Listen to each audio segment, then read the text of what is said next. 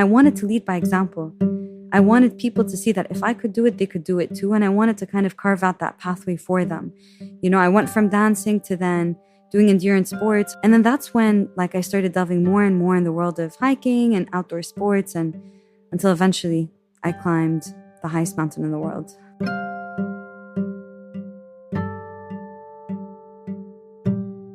Nelly Attar has climbed more than 30 notable peaks around the world, including Mount Everest. But her journey to these intense mountaineering expeditions had an unconventional origin: dance. Nelly grew up dancing along to YouTube videos, and eventually she opened the first dance studio in Saudi Arabia, which at the time was pretty revolutionary. Along the way, Nelly fell in love with all different types of movement, from group fitness classes to weightlifting and hiking. These disciplines laid the groundwork for Nelly's mountaineering career. She's broken multiple records for her ascents, and in 2022, Nelly became the first Arab to summit K2, which is known as the world's most dangerous mountain.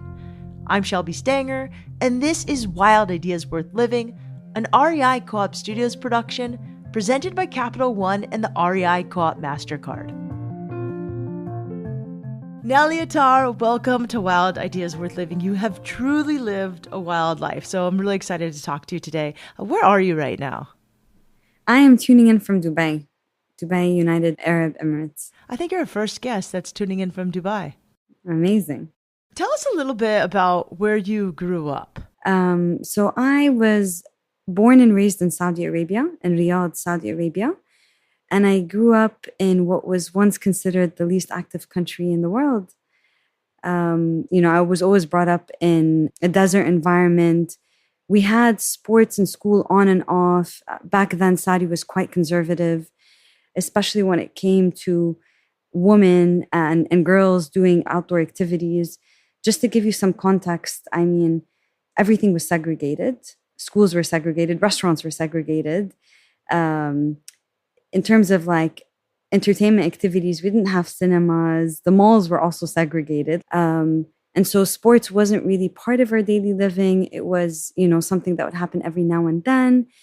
But I just remember from when I was a kid, I loved going on desert walks with my dad. So we basically used to drive out for an hour and a half, and it would be a few families coming together. And we used to run something called an istiraha, which is basically a little desert camp out. And then we'd just go for very recreational walks for an hour because it's quite warm. And I just loved nature. Those desert walks with her family left a big impression on Nelly. Her father had a free spirit just like she did and always encouraged her to get outside and move. When she was 17, Nelly's dad invited her to climb Mount Kenya, a 5,000-meter peak in Africa. While the trek to the top was a lot harder than they expected, she enjoyed how much it pushed her out of her comfort zone. Not long after that trip, Nelly left Saudi Arabia for university. For the first time in her life, she had access to all kinds of sports and dance classes. So, while you were in college or university, is that where you first discovered movement in a big way? When I moved to university, I'm like, yay, this is Disneyland for me because I have all these options, dance classes. I got into breakdancing. And then that kind of took a turn. When I went to do my master's, I moved to the UK. And I've always dealt with anxiety. I've always had anxiety since I was a kid. And I actually had been to the psychologist several times when I was a kid and given anti-anxiety pills. But it was only when I was in the UK that I started training. I would go to the gym and I started training. And I started training because I wanted to maintain a good shape. But then I realized, actually, I got so much more out of training, which is helping my mental health. It really, really helped calm me down. It helped me see my potential. And that was the start of my, training journey.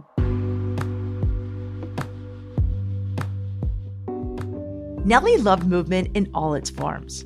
At the gym, she jumped into group fitness classes, experimented with weights and running, and rediscovered her love for dance. That passion eventually led her to become a certified dance fitness instructor. After finishing school, Nelly worked as a psychologist in a hospital in Saudi Arabia, and she started to teach dance classes to her colleagues after work. At this time, dance studios and women's gyms weren't officially licensed in Saudi, but luckily, Nelly was able to teach within the hospital. These classes were like Zumba meets Afrobeats and hip hop. Nelly loved teaching and realized that she wanted to work as an instructor and coach full time. While she was between jobs, Nelly decided to turn to nature and climb Mount Kilimanjaro. It was a chance to test her training, challenge herself, and see what her body and mind were capable of.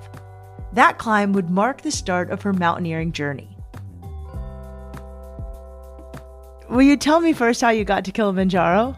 How did I get to Kilimanjaro? So it was always in my mind that I wanted to do some big hike again. And what better than Kilimanjaro? And I loved it. I loved it because it kind of put all my training to test. At that, like by then I was already properly training. I was actually a CrossFit instructor as well, not just dance instructor, CrossFit instructor, personal trainer, spinning instructor. And so it was really nice to see how my body performed on a high mountain, high altitude, and in environments and conditions that were completely different to what I'm used to. So it just, I felt like all mountains were going to be that way. Obviously, I didn't know what was to come, but I'm like, okay, I want to do more of this. Did you have a guide? Did you have a group of friends that you did this with? Like, how did you get there? I hiked or climbed Kilimanjaro with about 3 people, friends from Saudi. And there was a bunch of guides, of course, and porters. And so, yeah, we climbed Kilimanjaro through like a commercial company. And it was a beautiful experience. I really enjoyed it. And I mean, the only night that I felt challenged was summit night because of the cold, but I don't remember having any issues with the altitude. It was more just like such a long day. That's amazing. But you're well trained for it with all the other things you did. When does the second mountain that you decide to embark on come into picture? How many years later? And the second mountain was literally a year later, which is Mount Everest, the highest peak in Europe. And I remember when deciding on Elbrus, there was the option to do the south route, which is a more commercial route, and you are able to take cable cars up to a certain extent. There's more campsites along the way, or you can take the north route, where I think it's just 2 campsites, and you basically have a much bigger summit day. It's almost 2,000 meters.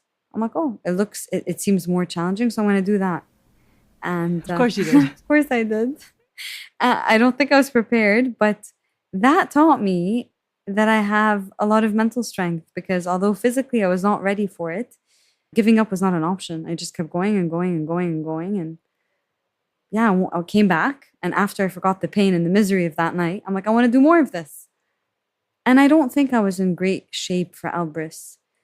I say this now because when I started to train smarter, it made a huge difference for how I felt on the mountain. Like I would suffer a lot more back then, but I always knew that I was not going to give up. I always felt like I still have a lot within me. You just have to dig deeper. You just have to dig deeper. With each mountain, Nelly discovered her potential was greater than she realized. Back at home, the social and political climate in Saudi Arabia began to create new opportunities for women, and Nelly opened the country's first dance studio. She taught other women the joy and power of movement while continuing to push her own limits in the mountains. Within a few years of her trek up Kilimanjaro, she climbed several 6,000 and 7,000 meter peaks. Soon enough, Nelly came up with a wild idea to attempt Mount Everest. How did you get to Everest? A friend that I started to climb with more and more consistently, a friend named Sharif, and I were having dinner, and he's like, Nelly, I think I know what our next adventure should be. And I was like, what? And then he says, Everest. And I was like, are you out of your mind? What do you mean Everest? We're not ready. How are we ever going to get there? It's not something I'm interested in doing. I come back home that night and I couldn't sleep. And I was like, you know what? This is why. Because I need to go do this. Can't sleep because I have all these questions about how terrifying that idea is. So I wake up in the morning and I get my mom's blessing. I'm like, Mom, I think I'm going to do Everest next year. Do you think it's a good idea? Got her blessing before this whole idea turned into a dream and then turned into reality. So what did your training look like? My training was very creative. I had to work with the environment I was in. Stairmaster, running on a treadmill. How long are you on the Stairmaster and treadmill for? at least an hour and a half, sometimes up to 3 hours. What would you do during that time? Would you listen to podcasts? Would you listen to books? Would you Watch listen to movies. music? I would watch movies of people climbing Everest. And so, like, I was visualizing, I was feeling, I would cry sometimes. I really needed to feel it because it really felt like a different world to me. I was sitting here training indoors, in gyms that were relatively empty. And here I am, like, dying on a Stairmaster machine or treadmill. So I really had to create that zone that would help me keep going. Sometimes I'd have my friends, and this till today is one of my approaches. Like, when I have these long sessions, it's always nicer to have friends that come and join. And the friend could come for an hour and then have another 2 hours. It's better than just doing it 3 hours on my own. And so, yeah, I'd spend 3 hours on a Stairmaster sometimes, running on a treadmill. And then sometimes we drive far out into the desert where I can do a bit of hiking. There was like a trail called Camel Trail, a tiny hill, but that was the most elevation I could get. So I would repeat that like 5, 6 times with a heavy pack. And yeah, strength sessions mainly targeting my legs and my glutes. And so my week would be anywhere from like 12 to about 20 hours of training. A lot of it was indoors, but the trail running and the hiking was outdoors. Everest is expensive. How do you fund this? Sponsorship. I thought sponsorship was going to be easier because at the time, no. Yeah. Because no. Sorry, I laugh because this is what everybody thinks. We all think it's going to be so easy to get sponsored. Absolutely. And at the time I thought, because not many people in the region do this and because it's such a grand idea, and no one living in Saudi at the time was actually doing this as a woman. So I thought, yeah, it's going to be easy. And I had to pay a deposit. And I'm like, okay, I'm paying a deposit. I'll get that back. I ended up getting a small sponsorship fee relative to the amount that I paid. I think it was a quarter of the overall fee. I was lucky to have found that brand. But yeah, I remember maybe 2, 3 weeks before doing Everest, I broke down. I broke down to my life coach. I had a life coach that I was working with. And I was just like, why am I doing this?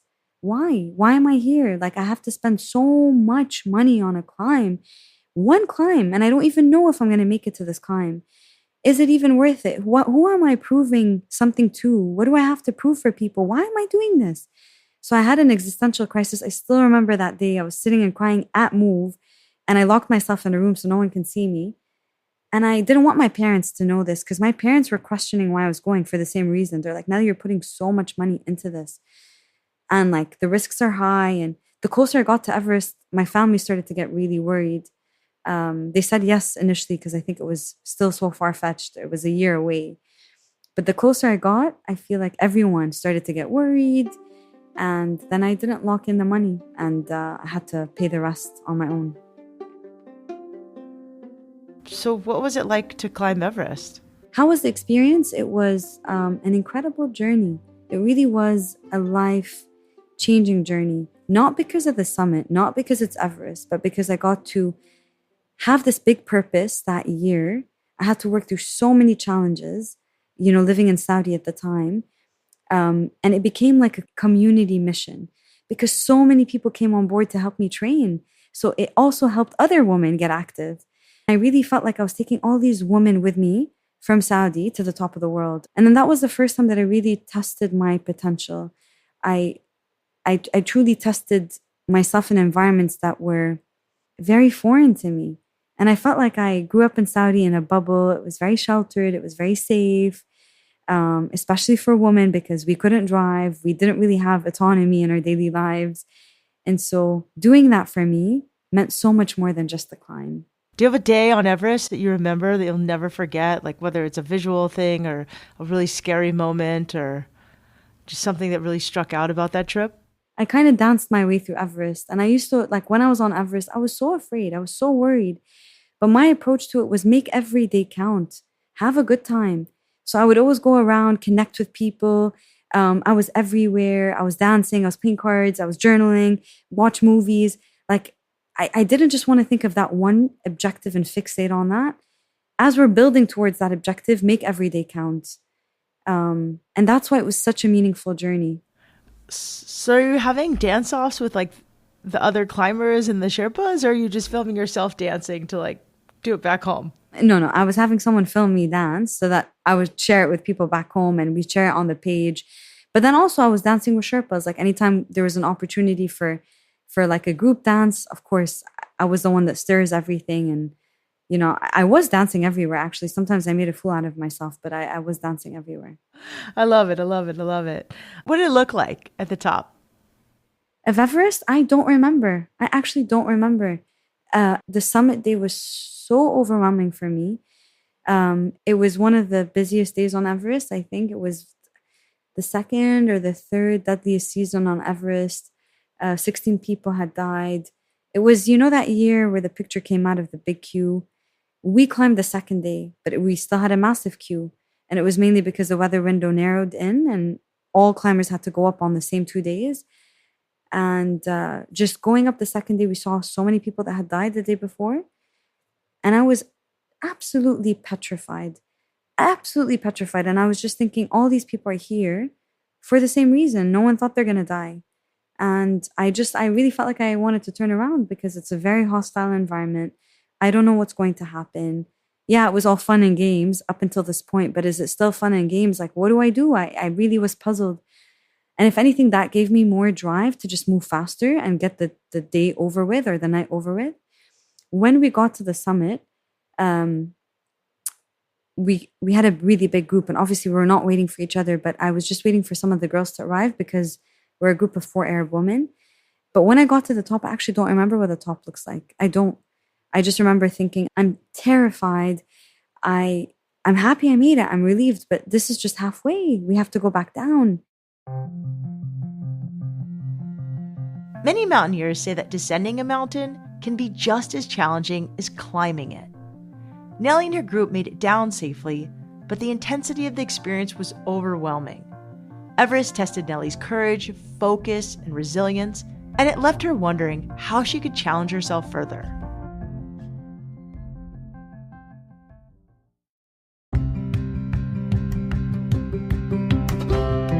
Let's play a game. If you could turn your everyday spending into limitless possibilities, what gear or apparel would you grab? What ticket would you book? Which wild idea would you make a reality? All right, I'll go first. If I could go anywhere and do anything like right now, I'd pack my bag for a surfing and hiking trip to Chile. The good news is that the REI Co-op MasterCard is the perfect card to support wild ideas like mine. It has you covered with rewards and benefits that encourage your love of the outdoors.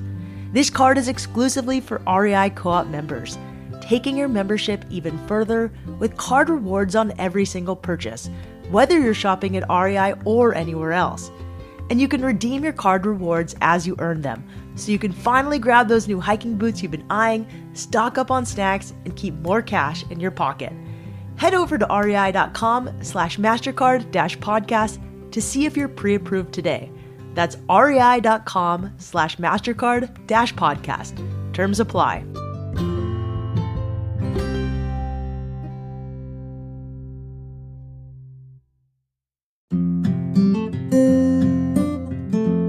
Hey, Wild Ideas listeners, there's a new podcast coming out that I think you'll want to check out.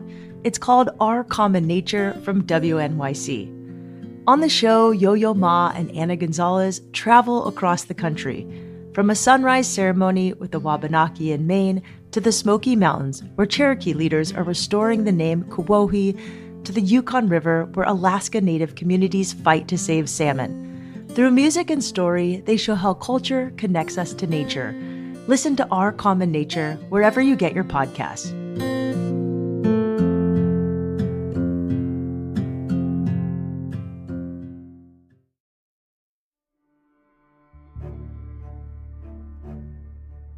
Nelly Attar is a world-class, record-setting mountaineer.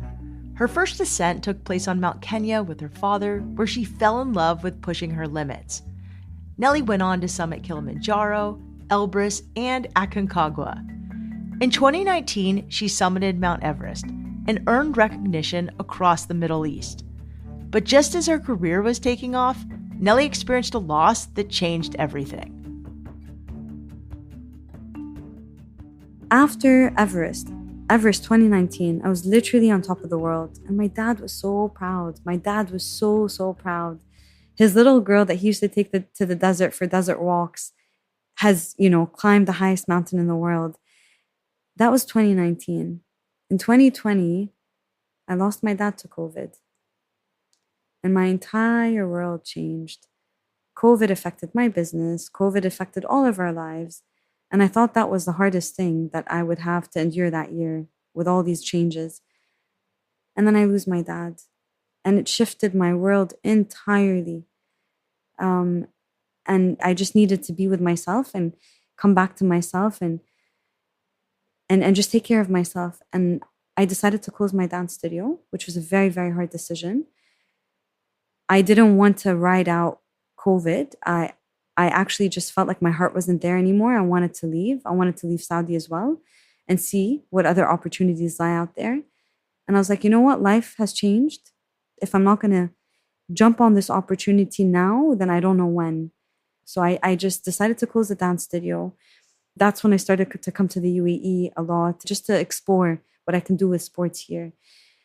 And then that's when we attempted Denali. Denali was the only goal that had made me feel happy.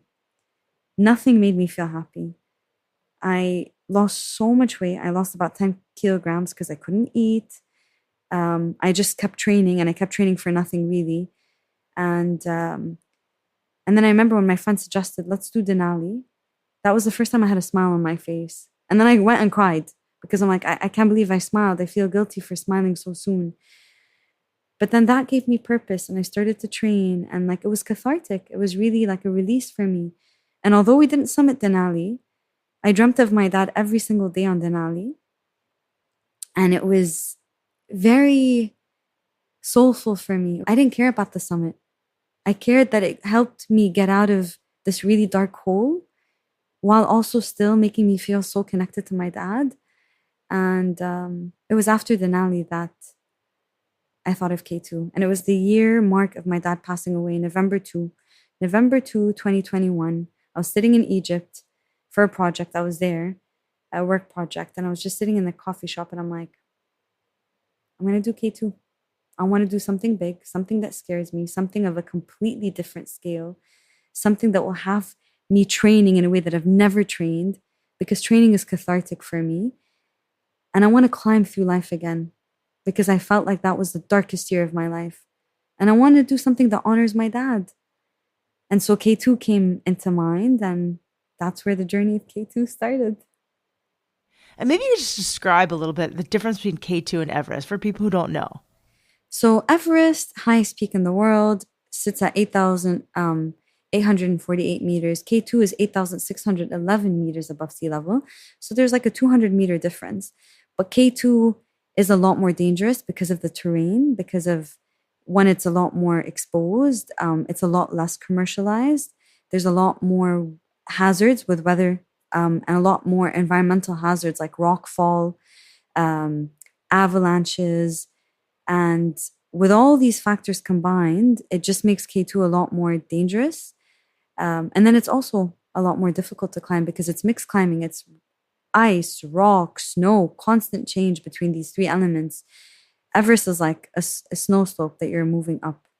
K2 is a lot more demanding, a lot more demanding. And the angle at which K2 sits, it's a lot steeper. And because it's less commercial, if anything goes wrong, if anything happens, you're not going to have rescue, maybe for a few days. That's amazing. Tell me a little bit more about your training. Like, what did it look like every day? I worked with a brilliant coach. He was in the special forces, so his training was really, really different. And I wanted someone that really would help me push my limits in a way that I had never done before. And my training was about 30 hours a week sometimes. Like, yeah, my training was insane. And I was training in sand dunes. I was training in 45 degrees. Like, so many times I was so close to fainting. But I'd always think, suffer now, summit later. Suffer now, summit later. And that experience, the experience to K2, was also so much more than just the climb. The climb was like maybe the smaller aspect of it. It was so much more than the climb. It was a healing journey for me through my grief. It was also, this was what actually put my brand out there, because no one understood what K2 was. And I didn't care if they didn't understand. I'm like, okay, I'm still going to do it anyways. And the people that knew what K2 was were like, oh, girl, you're not going to do it. You don't have the experience. What are you thinking? My friends tried to convince me out of it. I just knew what I needed to do, and that was it. And I had one focus. And how did you fund this trip? How did I fund this trip? So K2 again. Um, this time around, I had a media kit, so I was a lot more professional with my approach. I had a few assets that I blasted to different companies, but then I also created a sponsorship package that I would customize for different companies. And I was just relentless. I applied to so many companies, got so many rejections, maybe over 200 companies. And I just felt like I'll find the right one. I love that you're telling me this because people don't realize that to do a wild idea, it's expensive and you have to pitch yourself. And you're going to get a lot of no's. And you can't take it personal. So this was the shift that I had. Like, I can't take this personal. I just have to be relentless. Applied to so many companies. And it was in my luck. It was in my favor that these companies turned me down because eventually the right companies came on board. And it was so close in time. So I had to pay my deposit. And here we go again. I don't have a sponsor. And my mom was just going out of her mind. She's like, Nelly, you close your dance studio. You don't have a steady source of income. You're in between countries. You don't really have stability.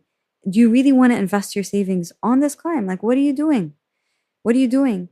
And I remember this was, so like a month before K2, it was Ramadan. It was the month that we fast.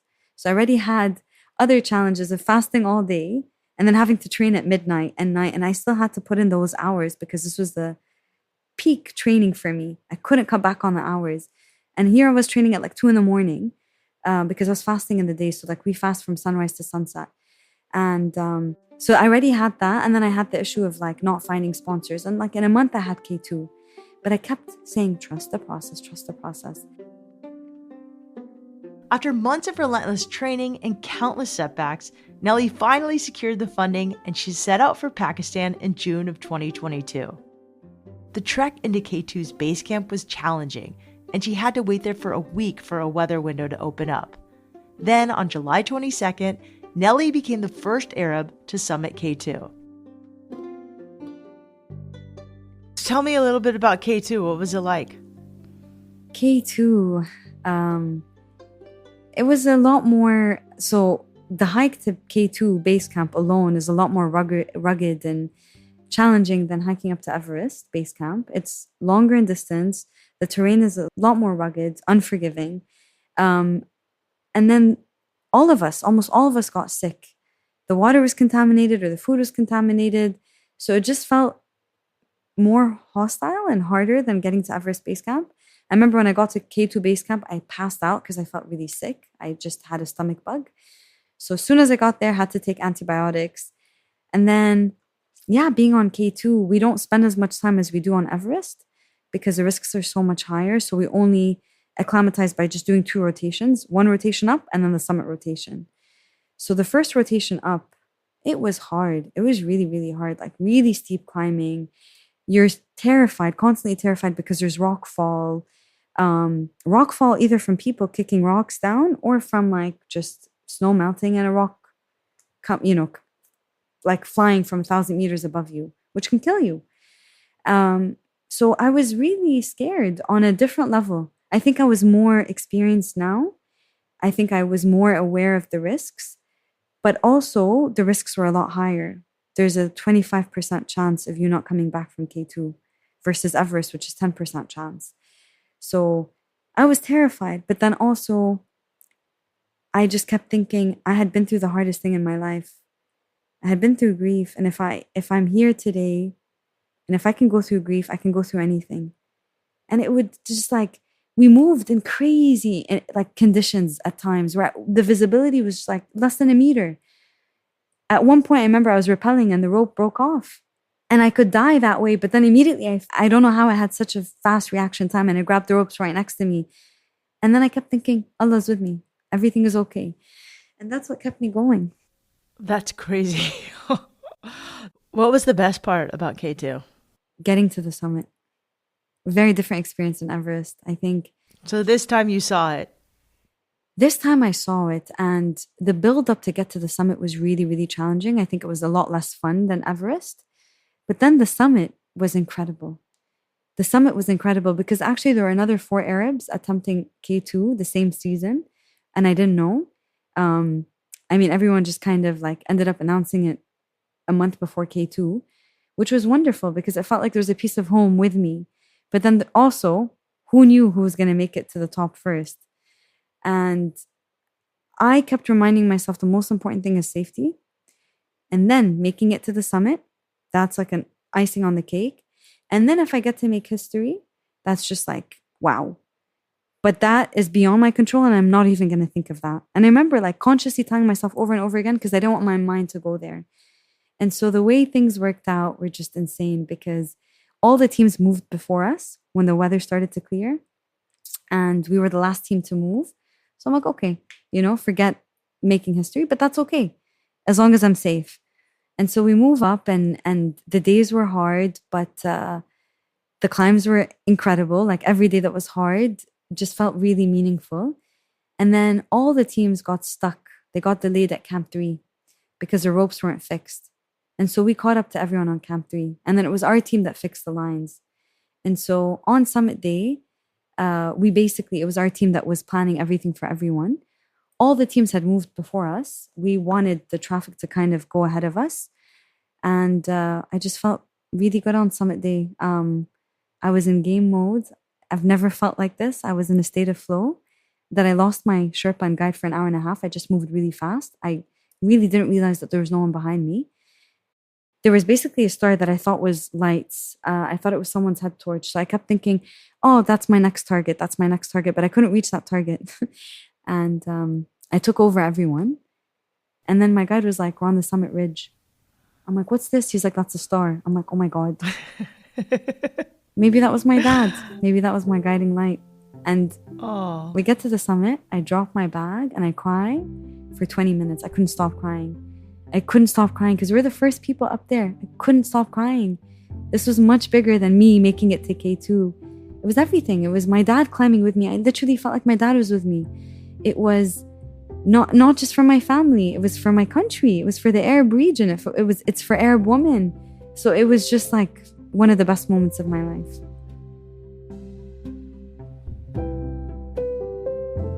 What advice do you have for someone who wants to chase a wild idea, whatever it looks like to them?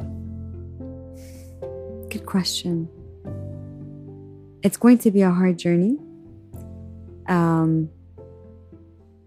But no risk, no reward. You will never know unless you try. And I think the best things in life for me have come through taking risks. And I've pivoted so many times, but I've had wild ideas that I pursued, and they took me to places that are much further than I would have ever imagined. I started with dance classes in the hospital. I ended up launching Saudi's first dance studio. I started with Kilimanjaro. I ended up becoming the first Lebanese to climb the world's 5 highest peaks. And so start with where you are today and what you have. And don't worry about how it will unfold. It will unfold. You take one step, the next step unravels. But just start with where you are and pursue it. To learn more about Nelly, check her out on Instagram at Nelly Attar. That's NELLYATTAR. She is a great follow and so inspirational. I think you'll love her page. Wild Ideas Worth Living is part of the REI Podcast Network. It's hosted by me, Shelby Stanger, produced by Annie Fassler, Sylvia Thomas, and Sam Piers-Nitzberg of Puddle Creative. Our senior producer is Jenny Barber. Our executive producers are Paolo Motola and Joe Crosby. As always, we love it when you follow the show, take time to rate it, and write a review wherever you listen. And remember, some of the best adventures happen when you follow your wildest ideas.